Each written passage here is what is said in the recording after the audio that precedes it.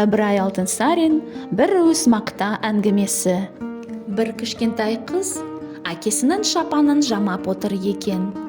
Әжесі қасына отырып ақыл айтты. Балам, дүниедегі жаратылған жәндік жансыздардың ешқайсысында керексіз болып, жерде қалатыны болмайды, деп. Сол сөзді айтып отырғанда, қыз бала киімін жамап болып, жердегі мақтаның қиқымын терезеден лақтырып, далаға тастады.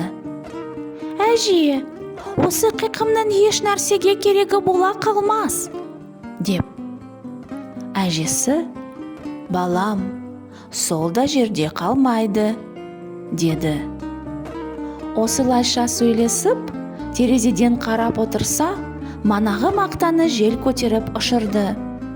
Мұны бір торғай құрып қуып барып, мақтаны тұмсығына тістеп қана алып, ұшып кетті. Қыз әжесінен, манағы мақтаның қиқымын бір торғай алып кетті. Оны не қалады? Деп сұрады. Әжесі айтты. Көрдің бе, балам, күн айналмай манағы айтқан сөздің келгенін. Ол кішкентай мақтаны торғай ұясына төсеп, жаз балапандарына мамық етеді, деді.